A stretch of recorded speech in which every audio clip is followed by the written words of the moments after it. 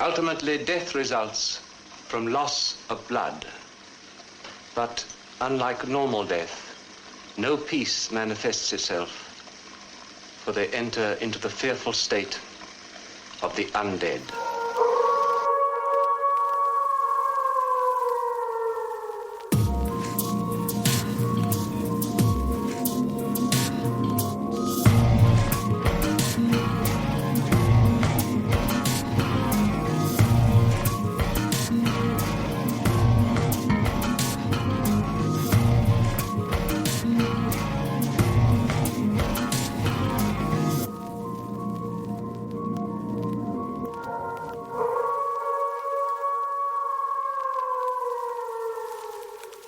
I must find the resting place of Dracula, and there end his existence forever. Hello, and welcome to Comic Book Bears presents The Bear Cave of Terror. I'm your hairy, heavy homo and horror fan host, Steve Morey. Each week, here in the Bear Cave, I invite a horror-loving guest who brings with them one of their favorite scary movies. It can be classic, gory, trashy, obscure, well-known, or something probably still banned. In other words, a thrilling work of cinematic terror that we think you might enjoy. In each episode, we'll dig into the flesh and bone of the film, highlighting our favorite scary moments, as well as stories and details from beyond the screen, all while our guest imparts their deep and possibly concerning love for this week's frightful vision unto you, our dear listener. And today we have with us Mr. Craig Lantz. Craig, welcome to the Bear Cave of Terror. Yeah, thanks for having me on. I'm looking forward to this. I always enjoy sitting around and talking horror with my buddies, so here I am. Absolutely, same here. And I'm happy that I now have a podcast that I can talk about wonderful movies that I haven't seen before, including today's movie, which I had never seen before you had suggested it, and that is 1958's Dracula, also known in international markets as Horror of Dracula. It was the first Hammer Studios Dracula movie. And man, how did you come across this? So weirdly enough, I've always been a fan of Dracula movies. I know that's really weird for horror fans, but I've always been a fan of Dracula movies, but not so much the novel.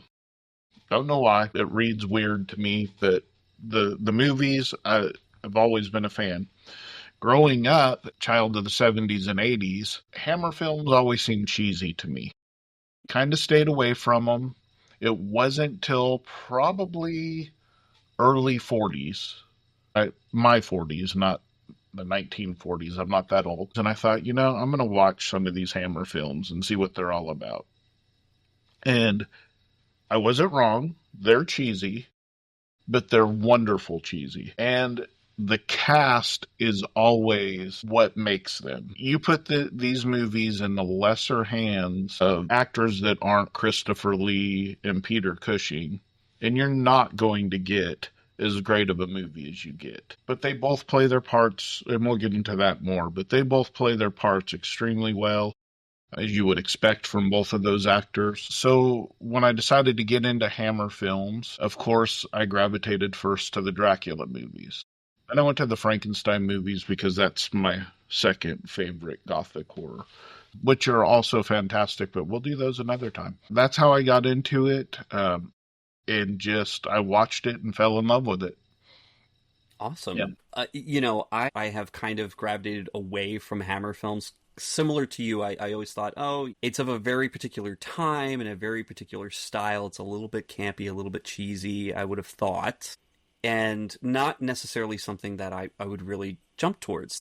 Right. Their aesthetic in the 50s and 60s was a little bit different than, obviously, the American aesthetic, which I was really into. I loved all of the atomic mistake monsters, the teen horror movies that there were just way too many of. And then, of course, can't say no to the Godzilla, like the giant monster movies. Again, kind of still atomic horror, atomic monster related. And I didn't think that I would enjoy something like that's put out by Hammer Films. And so Horror of Dracula, when I was looking at it, I was like, well, I hope I enjoy it. I know Craig loves it, but I hope I actually get as much out of it. And I really, really liked it. I liked the changes that they made. I love the acting was stellar. I mean, Peter Cushing, Christopher Lee, Michael Gough or Googe as the main three. I think they did such an amazing job being the anchors for this film. And even Christopher Lee, who doesn't get a lot of screen time as Dracula. No, but his presence is there when he's in this. What screen time he has, his presence is felt.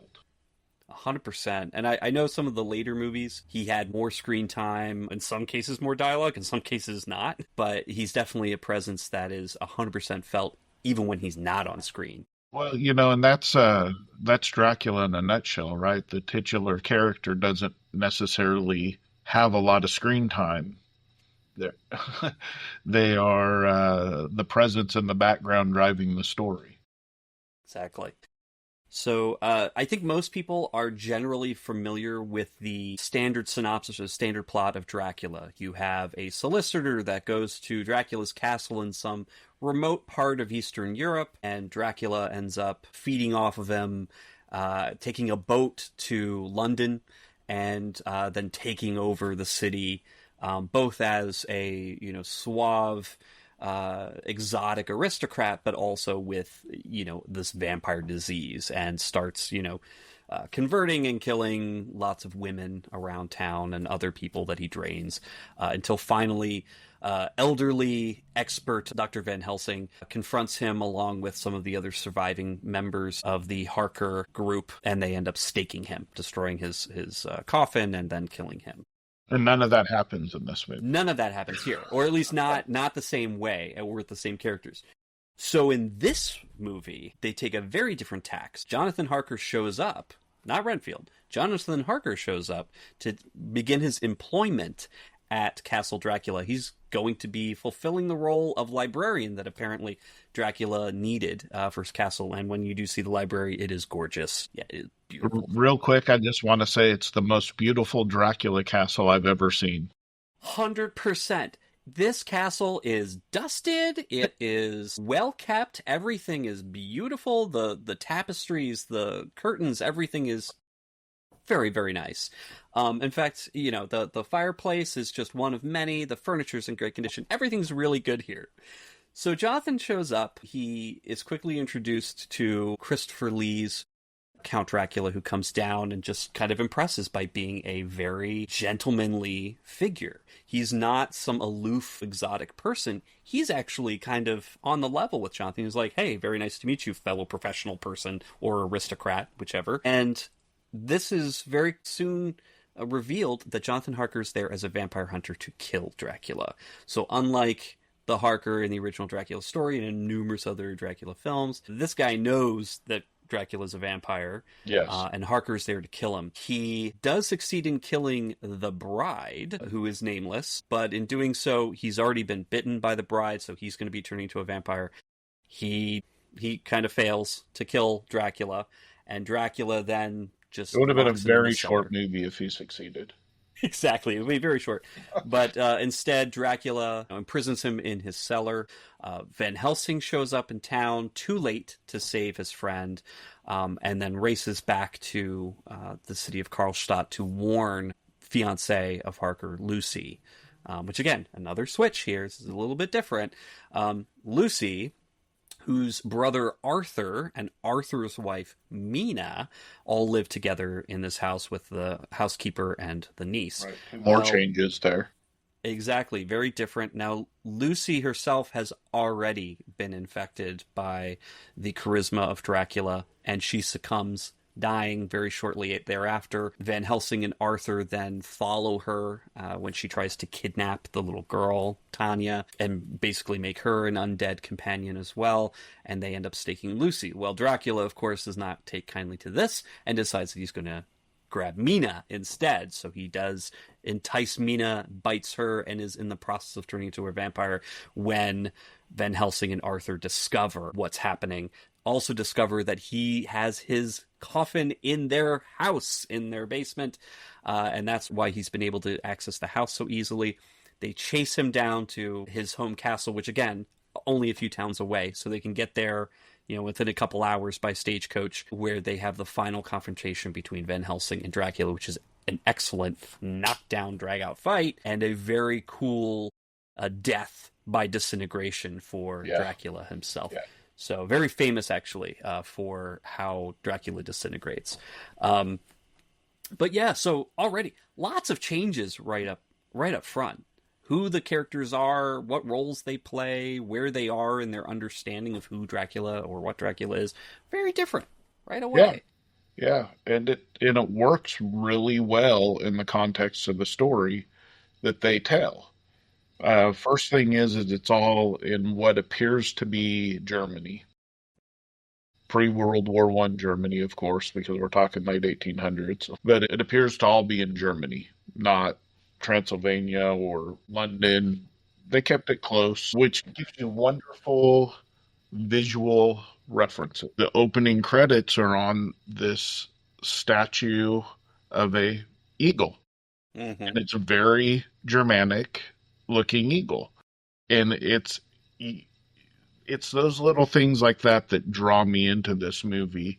Of course, you got Mina being married to Arthur, that's a pretty decent change.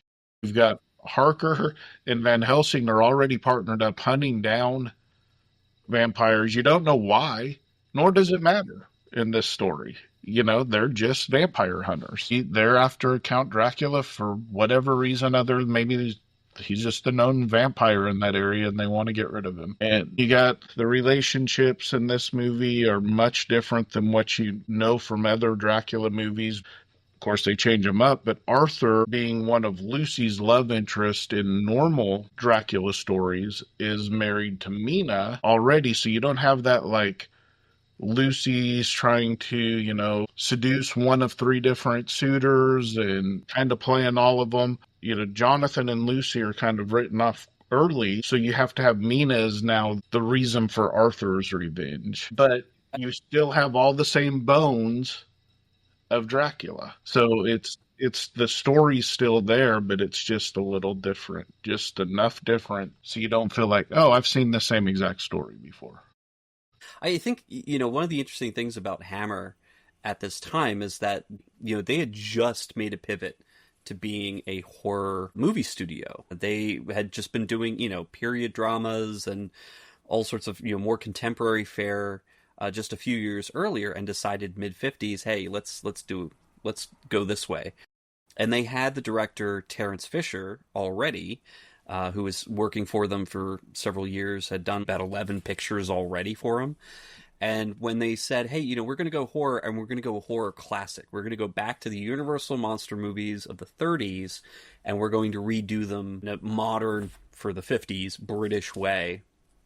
And the first one was Curse of Frankenstein, but the second one was excellent movie as well, by the Dracula. Yeah, which I can't wait to see. I have a feeling that you might be bringing that to me here at the Bear Cave at some point, and I'm looking forward to that. But this one, it's very interesting because Fisher at this point, he was known to be very morally conservative, and he wanted that to come through in the films that he directs.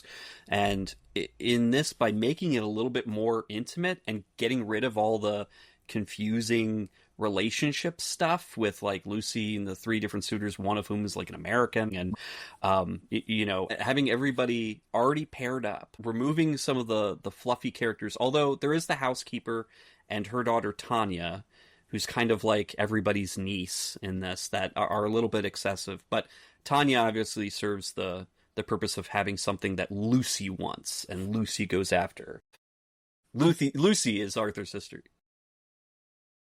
So that is enough reason for him to start looking for reasons why this happened.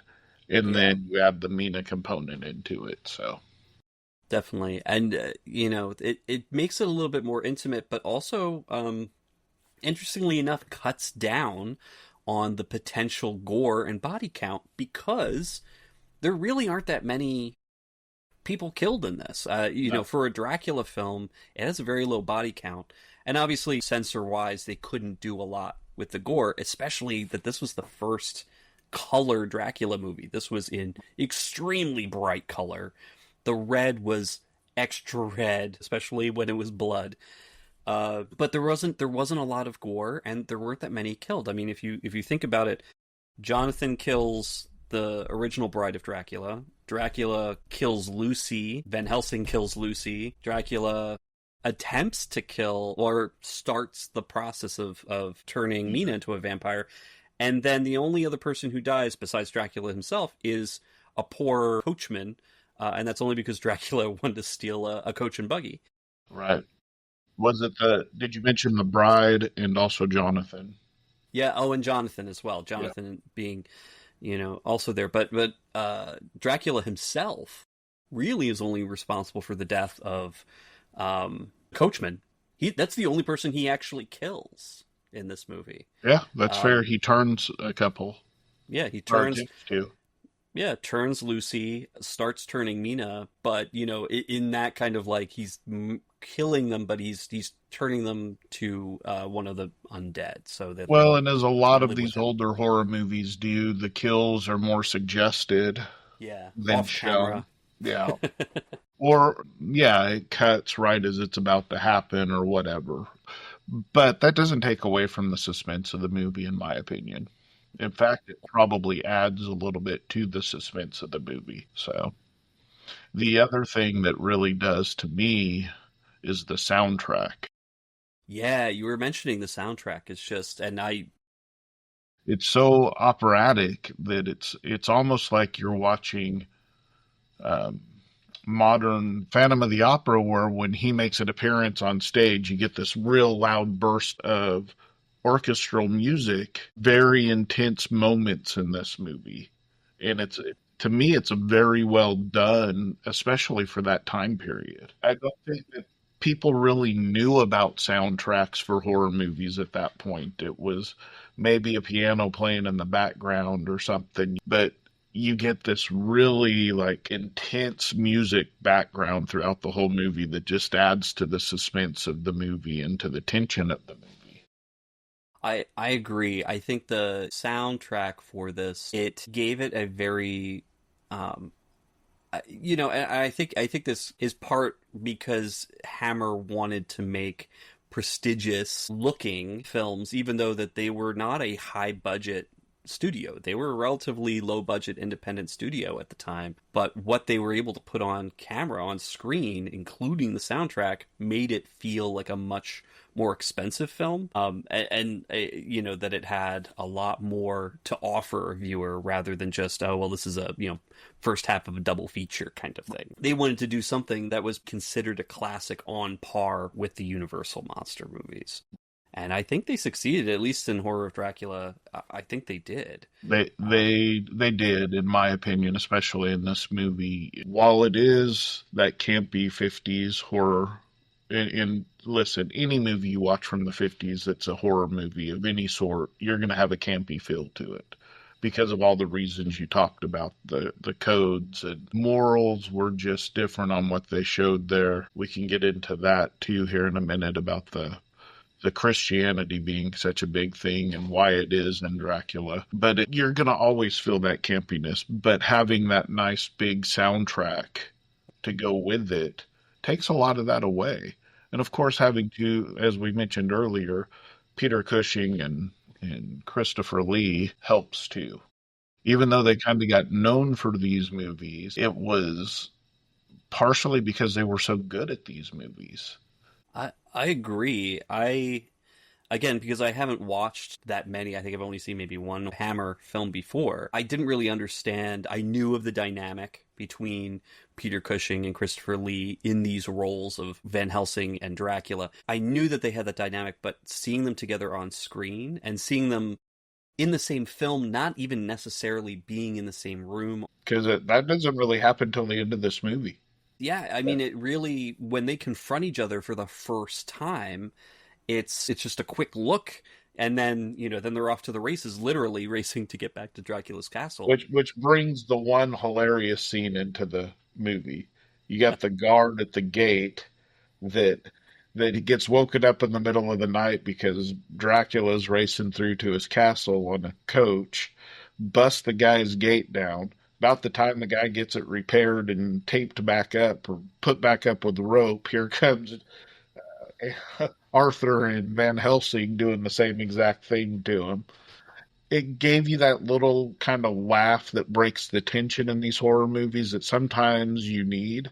And while this movie, by modern standards, you're not going to be sitting there on the edge of your seat probably like you would on a modern movie, it still probably at the time gave the people in the theater that little chuckle to release their tension. I could see people in the late 50s seeing a film like this done so well, relatively compared to a lot of the other, horror films that they probably saw at the same time, that were all, there were a dime a dozen, and they weren't known for being very elevated scripts and acting. And here is a film with multiple stage actors who, very similar to the way it was in the 30s, in earlier Hollywood, where a lot of people came from Broadway or from the West End to go and act in these films, and brought that kind of sentiment and that experience with them. Here you have Peter Cushing and Christopher Lee doing that same thing, just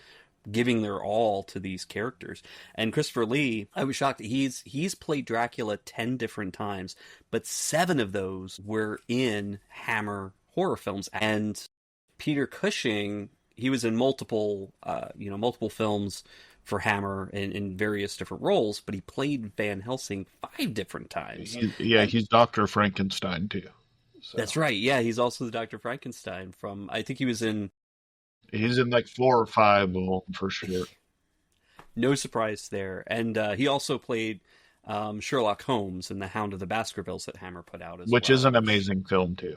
Yes, and he's known for that. Just for that, if you're not a horror fan, you might know him from that film.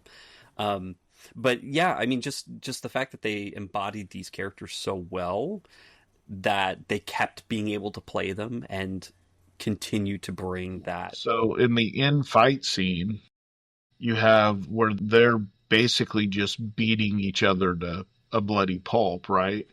And Christopher Lee has Peter Cushing down choking him, and his hair is just disheveled, and his eyes are like, he looks like a madman choking this guy to death is what it looks like. And it's just done so well. And at that time, I don't know who else you could have put in that role that could have done it that way.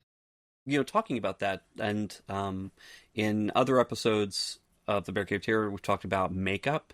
And in this, the makeup for the vampire is very, I would say, subtle in a way. Lighten up his face a little bit, maybe. Yeah, you might have some of that, but the eyes, specifically the bloodshot eyes, and then of course the trickle of blood from the fangs, that pretty much sets him apart as a vampire. Same thing when when Lucy turns and when the bride is revealed earlier in the film with Jonathan Harker, you get that sort of wild look, and the makeup is there, but it's subtle enough. It's all the actor's expression really that's driving the look, and the two little fangs, but the little trickle of blood, that's all it takes really. And I love there's one shot of Christopher Lee's Dracula in his coffin, and none of these coffins have lids, we should say.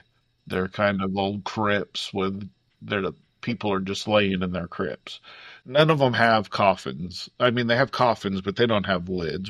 But there's one of them where he obviously fed right before he went to bed, and there's still blood trickling down his lip. And it's like, you have this guy who earlier in the movie was playing this very aristocratic gentleman, and he goes to bed without even wiping his face. Yeah. There's that.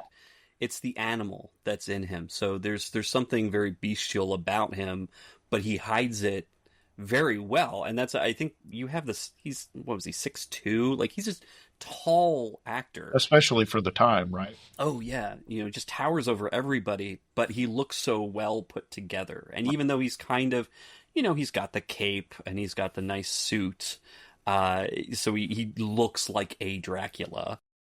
But he doesn't act like Dracula. He's not being over the top. He's not Bela Lugosi. Yeah, he's not Bela Lugosi. He's not gesticulating wildly and speaking with a crazy accent. I mean, these are people who are in the same country, right, at the same time, and all English accents in Germany. But all English accents. Even the Even the scared villagers who make a brief appearance.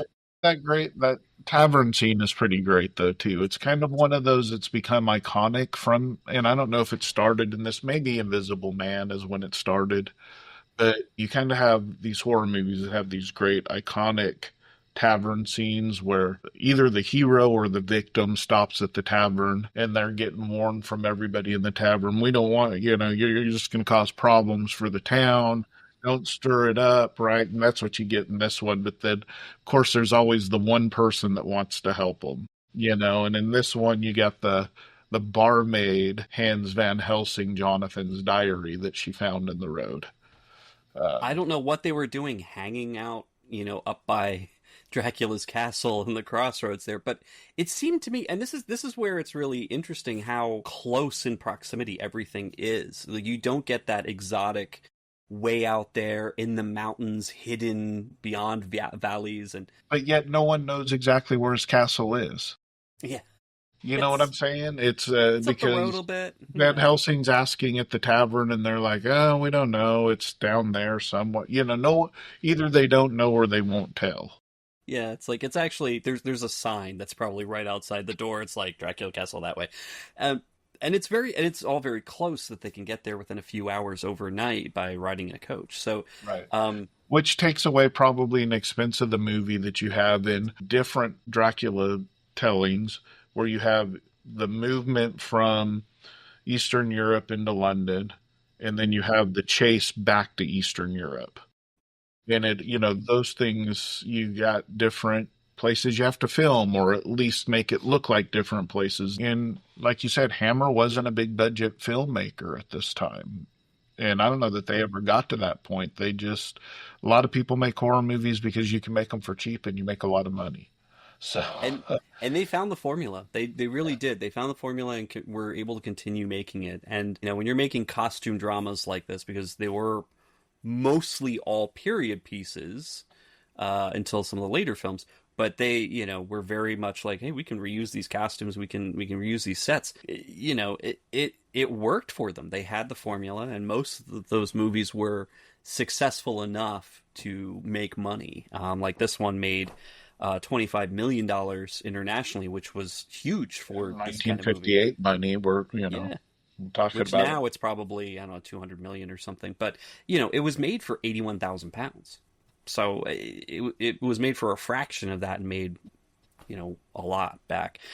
So one of the other things that comes up every time a Dracula or a vampire movie is talked about is sexuality. And one of the things that Dracula is known for, and a lot of people talk about, is he's very polysexual or bisexual, because it's the act of penetrating men and women, and he doesn't care who he's got to be able to seduce them, right? Yes, he's seducing. Like, he's he brings them in so that they want to be taken by him, and there's something very animalistic and sexual and predatory about it. It's, very instinctual. And with this film, though, I think Terence Fisher, just because of his moral conservatism, his importance on Christian imagery in this film, and making a very clear stance, Van Helsing is good, Dracula is evil, there's no ambiguity here. What Dracula's doing is wrong.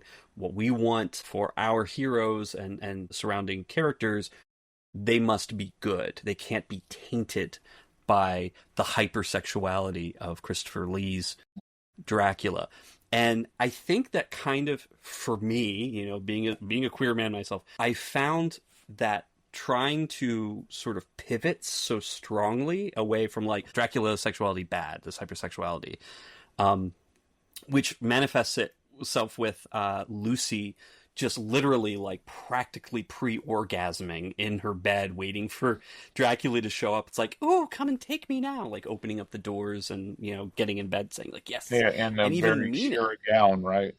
Yeah. Oh, and Mina, when she comes back after being seduced by Dracula, and she's just like, oh, yeah, I was just out, walking around. Like, girl, you just got laid. Like, you are very happy with whatever happened right now. But that puts a little bit more of a spotlight on Arthur and Van Helsing. And this is just my observation here, there is a lot of scenes of very intimate conversations between Arthur and Van Helsing. Van Helsing being a slightly older and more experienced man, and Arthur, in over his head here. He's lost his sister, he's lost his future brother-in-law, and he's about to almost lose his wife. But he seems to be very much comforted by Van Helsing's just overwhelming goodness and intelligence and whatever. And Van Helsing, in the same light, appears very caring and very comforting. There are many scenes where he's actually putting his hand on Arthur, like in it, just sort of like I'm an adult, I'm more of a parental vibe here. But it also kind of, I don't know, had the whiff of maybe a little bit more intimate relationship, just trying to show how good and moral and ethical this relationship is, compared to how bestial Dracula's masculinity is. Makes it look like they're, I also think that there was probably a little bit of, we've talked about changes in this movie, in this telling, and one of the changes, like you're speaking of, is Van Helsing's compassion. Van Helsing isn't ever played as a compassionate man. He's usually played as a very matter-of-fact, scientific, this has to be done, the world be damned, the people be damned that get hurt along the way. It doesn't matter, because if they don't win, the evil is going to win and beat out the world. In that, he plays this with compassion, which is probably very much along the lines you're talking about, that Dracula, very cold, very hard, and then you've got this compassionate, warm man that's the polar opposite of that. So it certainly does lead, as you're speaking, to a lot of touching and caring and consoling. But he doesn't do that with the women because, we're talking about conservative 50s. You don't want a strange man touching a woman inappropriately.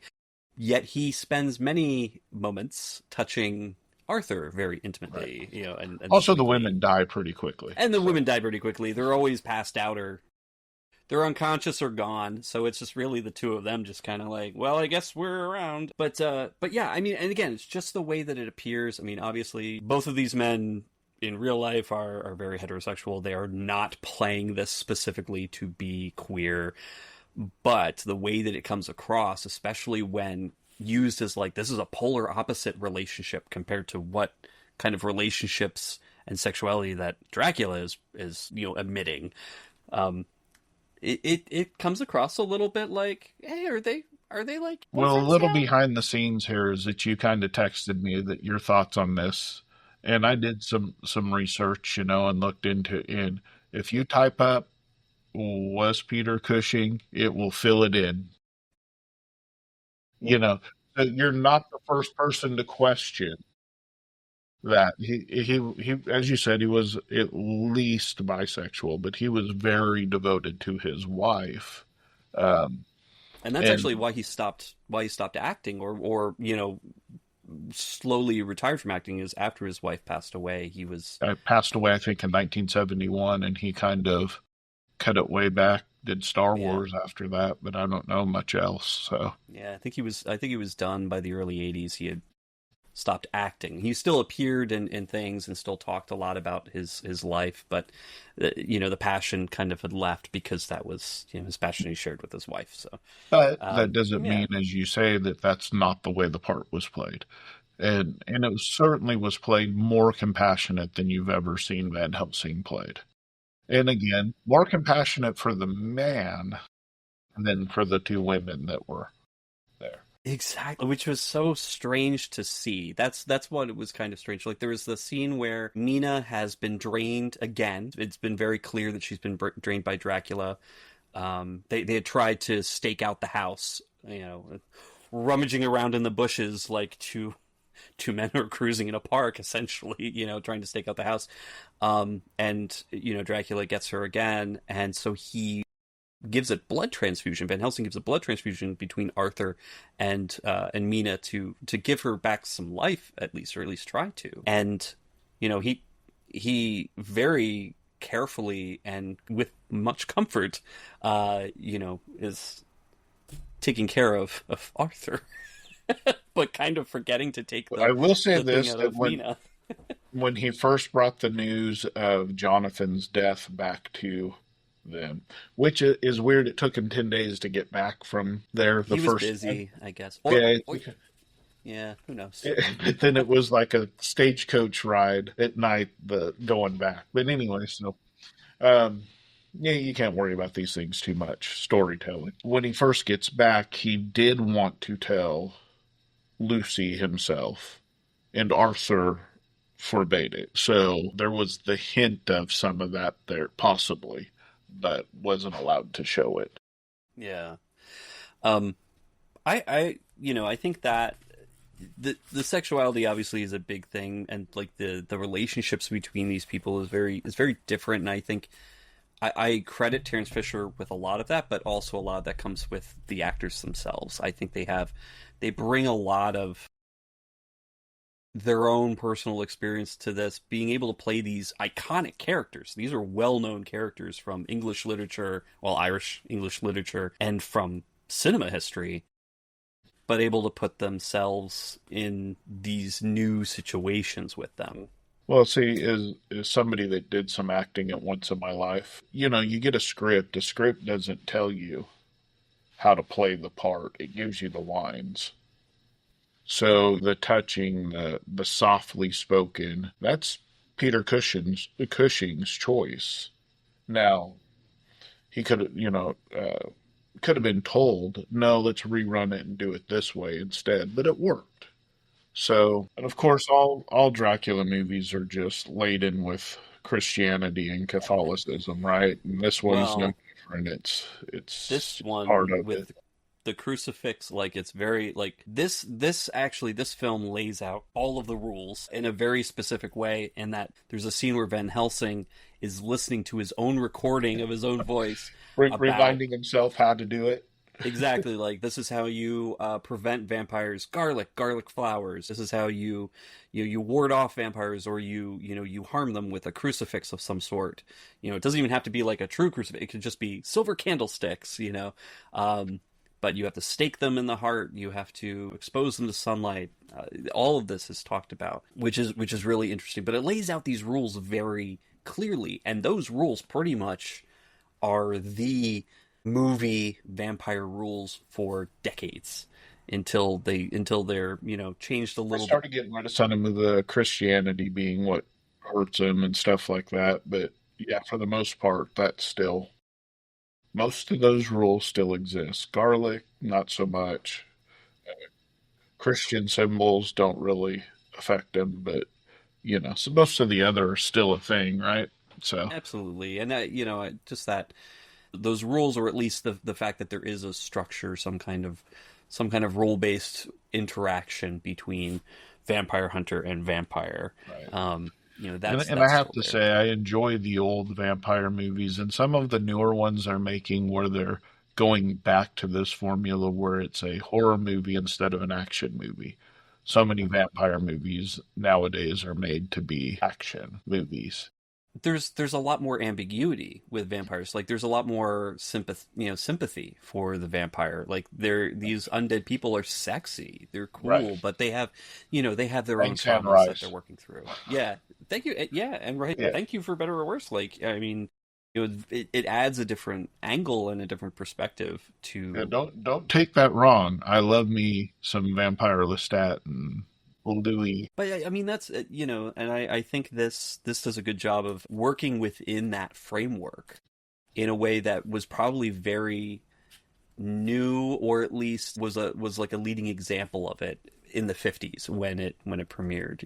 It still goes back to that, the classic Universal Dracula, and refers to a lot of other Dracula or vampire movies that have come since then into 1958, but still maintains this very particular mythology and this very particular moral perspective. The vampire is evil, the people who are victims are good. And there's no ambiguity with Christopher Lee's Dracula. Like, you're not supposed to sympathize with him. You are supposed to see him Yeah, he's a gentleman by day, but by night he's a sexual predator who's gonna steal your woman, and that's wrong. Yeah. But he's a one-woman man apparently, only one at a time. That's not 1958, three. only one at a time. Yeah. Not three, not an entire city full of women. Right. No, just one at a time, and he wants to take her back. Very much so. But yeah, I really love this, and I am very grateful that you suggested this. Well, I'm glad that you liked it. Sometimes you suggest some movies, and people are like, "What did you just have me watch?" But this was one that I knew from my interactions with you. I felt like this would be one that you would like. Well, I'm glad, and I'm hoping that people listening to this also are intrigued enough by it if they've never seen a Hammer film, or if maybe they had seen it a long time ago and just haven't given it a second shot. Like, give it a shot, take a look at it, and maybe if Dracula isn't more to your flavor than maybe some of the other ones like the Frankenstein series or Frankenstein, Mummy, they've got them all. Wolfman, like you said, they redid the old stuff. I mean, the creature was the only thing that they never messed with, and that's because that's a universal property. Yep. Everything else was based on literature, or at least enough of a generalized thing, like with especially with the Wolfman, became just the curse of the werewolf. But yeah, no, I think I think this is a great suggestion. I'm really happy. Really appreciate you having me on. I really enjoyed talking about this with you. So, same here. I really enjoyed talking about that with you. You've just listened to another episode of the Bear Cave of Terror, and if you haven't seen Dracula, aka Horror of Dracula, or after listening to us are struck with an irresistible compulsion to watch it again, it's available to stream free on Fandango at home, or can be rented or purchased digitally or on physical media at many fine online or brick-and-mortar retail establishments. And Craig, if listeners would like to get in touch, how would they do that? Well, probably the easiest way is Facebook. Just find me on Facebook, Craig Lantz, Lantz. Obviously, you'll be able to find me through a mutual. I no longer have Twitter or X for my own personal reasons, so you can't find me there. Maybe. Yeah, Sanity, who you're supporting, etc. So, yeah, that's the easiest way to find me, and I am always open to discuss horror, Star Wars, movies in general, comic books, whatever. Anything in the nerddom, I'm there for. Awesome, and yeah. And you can also follow us on the Bear Cave of Terror on Blue Sky and Instagram at Bear Cave of Terror, or send an email to bearcaveofterror@gmail.com. A list of sources will be available in the show notes if you'd like to read more about Dracula or any of the Hammer Studios or other classics. I've been your host, Steve Morey. Good night. And if you answer a Craigslist ad for a librarian position in a Bavarian castle, invest in some garlic-scented scarves. Good night, everyone.